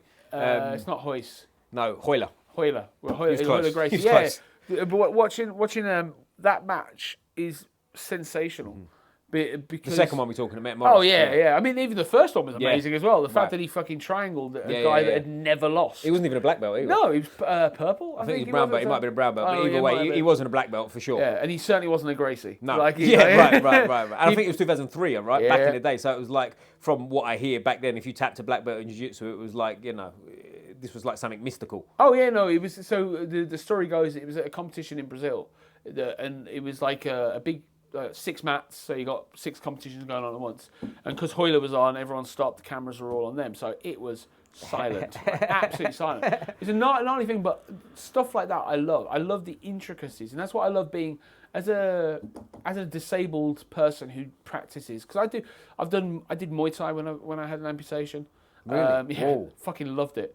Absolutely loved it. But I didn't spar people. Well, I did spar people, but I had to be very, very careful. Right. Obviously, The right people, right? titanium and carbon fibre is not going to be pleasant hitting your shin or a head or anything like that. So I would use it. I would only use it sparingly to teach people. That was it.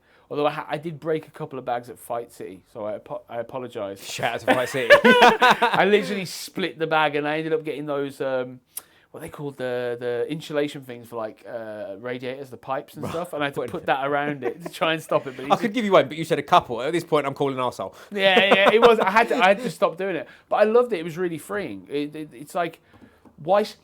And this thing, I've spoken to other amputees when they go like, oh, I don't know if I can do it. Well, how the fuck do you not know? Yeah.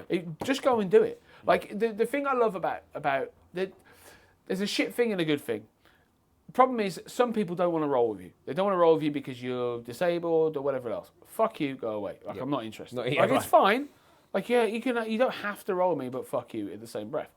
But then you've got people that I don't want to be treated anything other than... I don't care if you smash me. Like, I literally don't care. Just don't treat me like I'm a fucking flid. Right. Do you know what I mean? Right. I may be missing a leg, but everything else is just fine. Yeah, so, like, get the fuck over it and choke me out already. Yeah, Just get on with it. And I love the fact you've got like Nabs, like internationally renowned comic, one of the funniest motherfuckers. Right. Big as an ox. The first thing I tell you, he looks like a villain out of a Kung Fu Panda movie. He really does.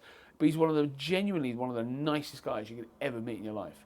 And he's on that mat almost every day, working his ass off, sweating his ass off, losing weight, getting in shape, despite what everyone thinks. And I know, being a former huge rotund person myself, I know what people think, I know what people say. But you put yourself in that position. He knows that. Ash will tell you before anybody will. He's the most brutal motherfucker that God ever spat out onto this earth. Even now, he's just like, I think he put out a story today, like why wait until Christmas to stop being fat? It's like, but you need that kind of honesty, but you need accountability in MMA, and this is where it kind of goes back to. Yes, it's brutal. Yes, it's horrible, but in the context, it's consensual. So everyone can sense that you're in the room. So that you got to deal with it, but also, it helps you with everything. It holds you so accountable. If someone can be as brutal about certain things and then be like, bro, you got to work on your jab, man. Like, you got to do this. It's hard to hear. It's hard to hear when somebody tells you that you suck at something. Ego gets in the way. You get bent out of shape about it. You might try and hurt somebody. Like, it can kind of all go away. But when you're talking about mixed martial arts, where you're going in, you're putting everything on the line, traveling the world, getting paid, it counts. Every part of that counts. So to have people on your side that have your back enough to say, bro, you're doing it wrong. That's the beauty where I think a lot of people overlook in mixed martial arts. And you said it there. That's hard to hear, isn't it? And I think sometimes it's harder to hear it than be shown it, if that makes sense. So, for example, if we're sparring boxing and you're showing me I'm dropping my hand by cracking me with that right hand over and over, I find that's a different thing than if you go, you're dropping your right hand all the time. Because that does hurt ego. People go like... Well, I think you know what I mean? It's the delivery method as well, though. I'm a big proponent. So I'm a weird guy here because I have like 20 different roles. I'm a photographer. I'm an agony uncle. I'm like a fucking fixer. Like it all rolled into one. And the one thing I do with a lot with is like cognitive structure, because it's a very negative aspect sport. It's always like, no, do it right, do it this, do it that, do it that. And I get it, and it has to happen. However, I think the delivery method needs to change. Instead of doing that, it's focusing on the positives first. Always, positives first. Work-ons and keep-ons, we like to call it in the corporate world. If you're a wanker that doesn't like saying like brain, or mind showers, or like instead of brainstorms. I feel a rank coming on. Yeah, I'm getting there. But leading with that first, and then, because especially if you're in a fight, imagine you're in a corner and you're hearing your coach going, "Don't do this, don't do that, no." It just sticks in your brain. Yeah. You're going out there, you're already and some people can deal with that. That's cool, all power to you. But why run that risk? And again, coaching I think is going to evolve. You're going to see people, and there are some people out there that really do emphasize on do you know what, Ash? I'll give him his flowers on this. anybody go on YouTube and find a fight from like Simeon Powell, Luke Trainer, Kate Batchick, Lonnie Kavanagh, and listen to the guy talk in the corner. The way he puts it across, he'll give you the information and then he reconfirms the information. And it seems subtle, but it's so important because it snaps your brain to be like, yes, this is what I have to do and go into it. And he's fascinating because he's a cunt. Like there's no easy way to say it. Said it to him many times. He'll admit it himself. He is a cunt. Hang on 1 second. Oh, being attacked. What do you want? Watch out now. Who said he could come in? Barry, make a cameo. Come on, mate. You already got your own episode. Taking over this one too. Look. Hello. Barry, boxing coach. Bosh. Nice one, my mate. Yeah, top man. Sorry, guys, no, take your time, mate. Take your time. I'm used to him being naked. Is he? Is he normally naked? He's taking his trousers off now as we speak, isn't he? I don't know what's going on. Why is he doing that? It's on, but go on, mate. Yeah, sorry, yeah. Guys. Just sneak around it. Don't knock us over. There you go. You got to pray or something? What's going on? No, I got to get my neck licked. We'll wrap this up soon anyway. Before we finish up, let's talk about your boy. He's not 15 now, but you told me, we can talk about that, right? When he was 15, he had a fight with a 27-year-old. Yeah, so his first K1 fight. Sorry, name. Let's give his name. Yeah, so Joshua Bradbury-Hulls. His first fight, it was funny because he was 15. He's supposed to be 16 to fight, but we kind of. Well, it's my fault, really. I kind of fudged his I'll use that dad, yeah. We kind of fudged his way in. And then he got put on as main event for his first ever fight. And then but he didn't find out until he got to the venue. So he got to the venue and they told him his main event, and then he failed his medical twice. Because his heart rate just went whoop. Yeah, right. it's like, oh shit, I'm this, I'm that, blah, blah, blah. And then he went in the main event. And the guy was a very, very good K1 kickboxer. Very, very good. And Joshua lost. So he lost that fight, but it was close. He definitely lost the fight, but like I said to him afterwards, because obviously 15-year-old is upset. And I said to him, I ranted at him. That I was like basically like because the thing is, a lot of coaches came out to watch that fight. Okay. Joshua is a special kid. He's overcome most things that most 15-year-olds just wouldn't do. He's watched his mum and his dad overcome sickness and almost death, both of us. He's grown up with a disabled brother who he's looked after literally since he was able to talk. He was overweight. He was 120 kilos at 12. Like, he was going down a dark path, and it scared the shit out of me. So, like, one day we're like, right, you go into Muay Thai. Like, no, I'm not. No, I don't want to go. Forced him to go. He went to Fight City. Started getting really good. Started sparring the adults. The adults didn't like it so much. They were trying to take his head off a little bit. So then, funnily enough, I met Brad, all full circle now. Met Brad on the tube at Tooting Broadway, and obviously it was a little while after the Chito Vera fight. So it was after he retired. And I knew who he was. I've followed him for years. So I get on the tube, and the doors open, and Bonnie is sat on Bonnie, his dog, his third child, was sat on the seat of the tube, and she had a bone on her nose, like a little bone biscuit, not moving a muscle. And I'm looking, going, who owns this dog? And I walked onto the tube, and it was Brad Pickett. I was like, what the fuck? I went up to him, I was like, Brad, like, fucking legend. Did he give you the old not now, mate? I'm busy. I'm with my dog. Do you know what? Brad never. I cannot remember a time where Brad has not had time for people. For a man that doesn't have time, he's one of the busiest human beings I've ever met. The most normal, down to earth sort of person you'd recognise as well. To a fault. Yeah. Like I sometimes say to him, go, fuck them. Like why? Like he's too giving. Yeah. Which is fantastic. It makes him the wonderful human being he is. But yeah, you got to learn to say no sometimes, buddy. Anyway, so the doors open, Bonnie's there, biscuit on her nose, and then he goes, oh, go on, and then she eats it on like command. And we're chatting and everything, and he's like, oh yeah, I'm opening a gym. He goes, we're based somewhere at the moment, because I think they were at Stronger at the time. He goes, but we're opening our own gym soon. I was like, okay, cool. So I left him, didn't think much about it, to be honest with you. Made sure I followed him, and then I followed GB Top Team. And then Joshua was in a weird position. doing well at Jiu Jitsu, but he was promoted too early.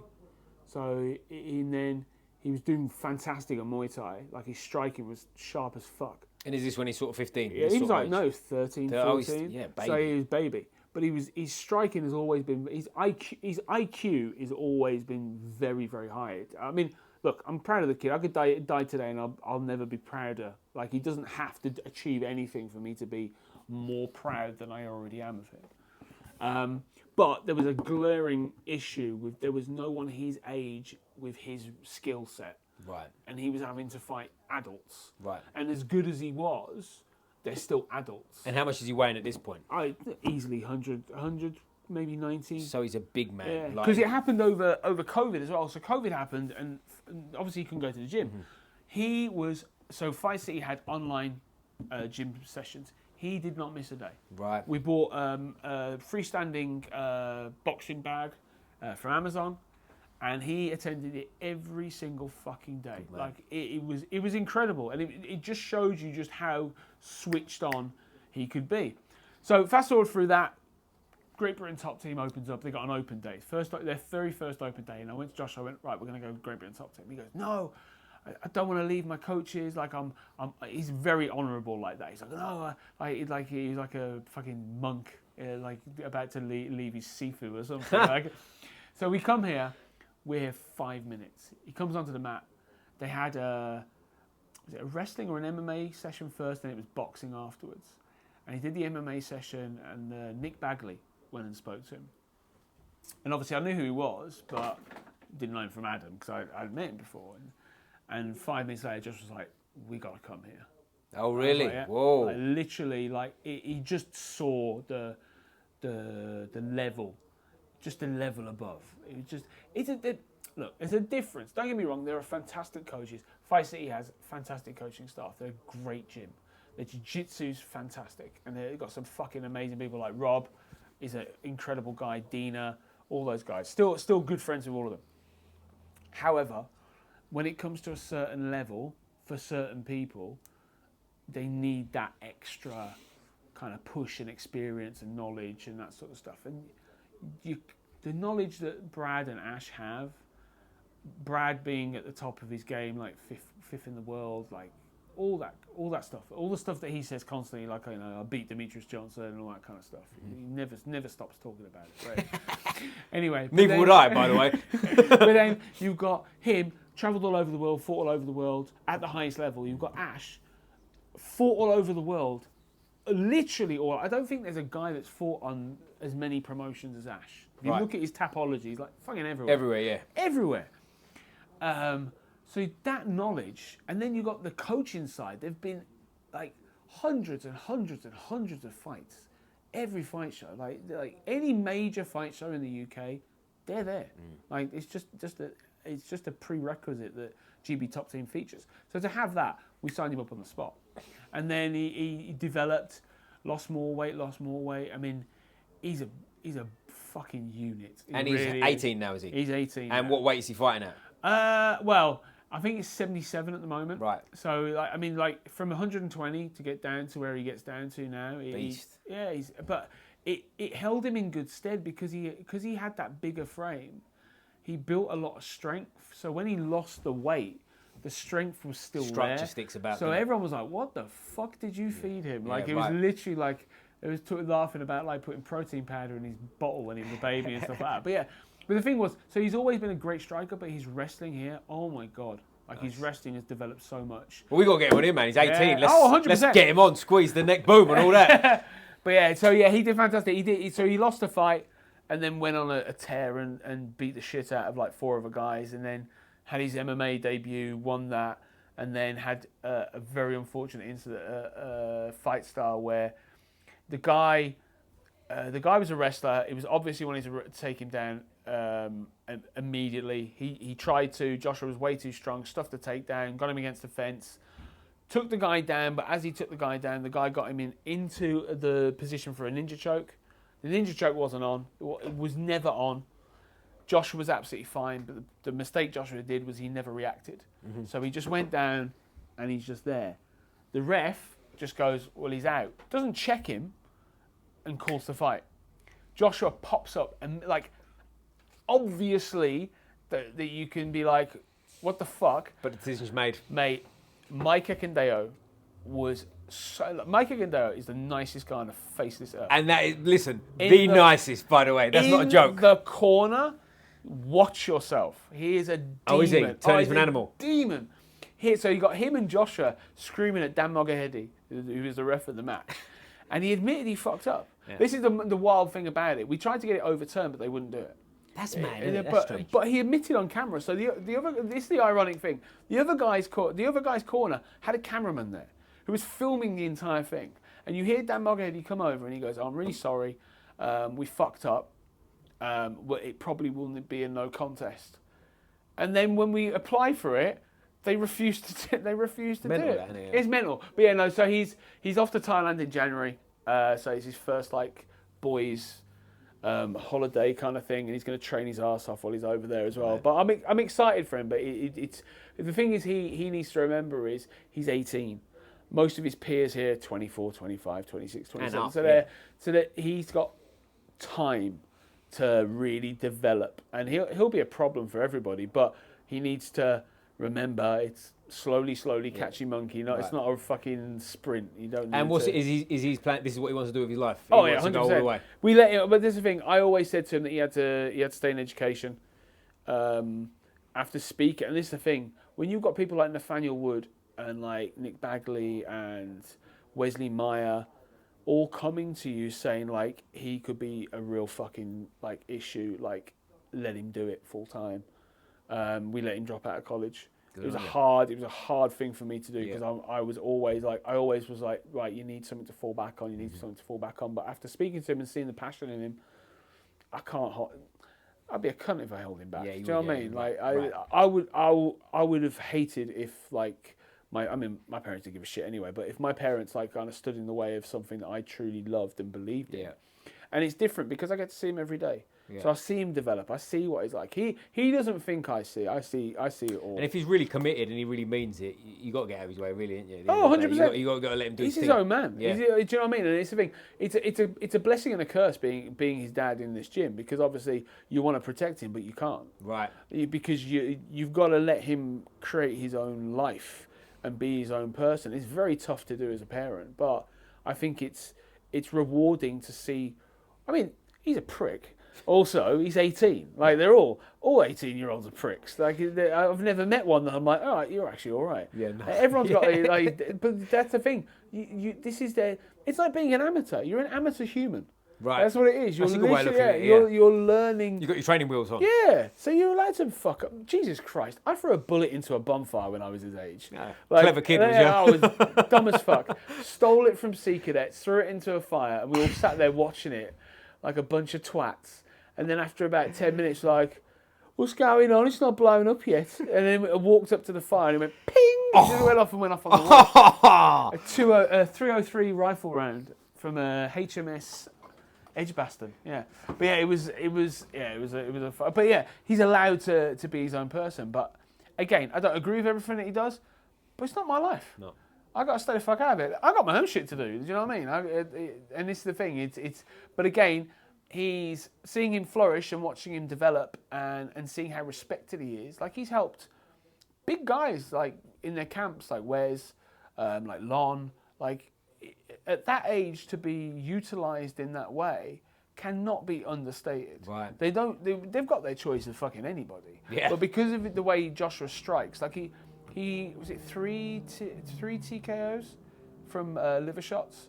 He was just He initially was called the Body Snatcher because he's. Well, the thing is, Banny is his main coach, Banny Dundavan, and helped him develop. Took the skill he already had, and then just turned him into himself. Really, right. Like if you watch a side by side of Joshua and Banny, they move the same, they hit the same. It's a funny thing to watch. Yeah. It's like a carbon copy, but. His body shots is lethal. There's one guy who was like really aggro with him. And he was quite a bit bigger of it than Josh as well. And Joshua was a little bit, he never said it, but you could tell he was a bit like, oh shit, man, this guy is like big. he fucked him up so bad, and then TKO'd him with a liver shot, and then you just saw the guy afterwards like contemplating his existence. Like this 16-year-old sprat just beat the shit out of me. That's hard. Well, I was thinking that when you said before he lost his first one, he was 15, the guy was 27. Yeah. Can't really go around and brag to your mates, can you, at 27, that you just beat a 15-year-old? Well, I mean, the thing was, he went pro after that, and he said Joshua was like his toughest fight. Like That's what I mean, yeah. It was. I mean, Joshua almost. He didn't realize at the time. He almost knocked him out in the second round. Like literally, the guy spat his gum shield out. It was a veteran move. Spat his gum shield out because if he took another shot, he was going down. Yeah. But because Joshua was so green, he took like 20, 25 unanswered leg kicks. Right. It actually lifted the quad off the bone. Whoa. It was serious. Bad. He couldn't. He had to get a special pass at school to use the lift. Did he? Because he couldn't go upstairs. His leg was purple. Had to get a special pass to go in the lift because he had a fight with a 27-year-old. Right, But the teachers were like, what is going on with this kid? Oh well, that's the thing. He got a lot. He kept it quiet for a long time for his school because he didn't want to. Because his school isn't rough, but it's 2022, 23, whatever. Right. It's like kids are arseholes nowadays. Like it's They always rough. have been as well, by the way. True. They always have been. True. Yeah. I can't. Yeah, actually, fair point. But it's like because of social media and everything. I think it's a lot more Different, yeah. It's a full-on, like, you can't switch it off sort of thing. like Yeah. when I was a kid, like when I was growing up in like 1992, 1993, like you'd have a rumble, you'd have a dust up. No one would hear about it. It wouldn't be put anywhere. It wasn't No, same in my time, yeah, exactly. Yeah, It wasn't on social no. media. It was just done. Yeah. And that was it. There were certain places you go to, and there's certain places you don't go to, and, Right. and that was it. These days, it's all plastered over everywhere, and everyone's filming it, and it's part of the curse. But yeah, I'm very proud of him. He's remember the name. Remember the name. Remember Josh the name. Bradbury-Hulls. I That's said all Hulls right. this time. I You nearly did. hauled you off last time. That's but all right. Hulls, we'll get you on here, mate. Joshua, open door policy, mate. You tell me when you want to come and bless the podcast. But, mate, listen, this has been brilliant. Great chat. No, I loved didn't it. see it going as deep as this. You're deep as... What's deep? Ocean. Deep as the ocean. I was trying to think of a better sort of analogy, but my little brain couldn't do it in that That's time. all right. Before we finish, you've already given me the answer. I'm going to see if, when I put the pressure on you, give me a better answer. Which football team you support? Which, Football team do you support? well, it's a hard one because I was a Birmingham City fan. I grew up in Birmingham. You said was. This is going well. Go on, carry on. But my entire family are all Arsenal. That didn't get any better. You Stick see to what I Birmingham. mean? We go Yeah, back to Birmingham. So this is why I was only... I'll tell you a very quick story before we finished it. When I was a bus inspector, Birmingham City played Arsenal in 2011, something charity bollocks shield, whatever. And I was working in London, and there was a Brummie guy that got on the bus, Birmingham City fan. He hadn't paid his fare, and I was like, "Oh, go on, knock off." I just dashed him off the bus. A couple of stops later, the guy gets on with a fucking Arsenal t-shirt, and I find him on the spot. Didn't let him go. Just Good man. Good man. You're a Birmingham fan for life. They're playing the right colour. You can get where this is Yeah. going. Starts with Ch, ends in C. Okay, so what's the up right your own. team? Chelsea, come on, bro. Come on. Oh, Watch an episode or get two. out. Come on, Chelsea. I know. Actually, I should know this. But yeah, no. Well, you told me before I've watched episodes. Now I'm kind have? of questioning. Now I'm No, starting to question. no. I might Listen, think you're a liar at this point. I've been too busy. The Raz ones I've watched from pillar to post, actually multiple times. Oh, yeah, good man. It's just he's a very interesting guy. But He's I a like the great way guy, yeah. the way you two bounce off each other very well. But I don't know if that's a good thing or a bad thing. I was going to say, you're saying a lot about me there, but I'm sure we're doing episode 2, 3, 4, and 5 at this point, mate. 100%. because Open door policy for you and your son. So whenever you want to come back on and talk, well, I was going to say about anything important or anything not important, you let me know and we'll do it. But I'd as love I say, to. mate, Appreciate brilliant. it. Always appreciate you. Always great to see you. I always finish with a fist up like this, mate. Squeeze the neck. Boom!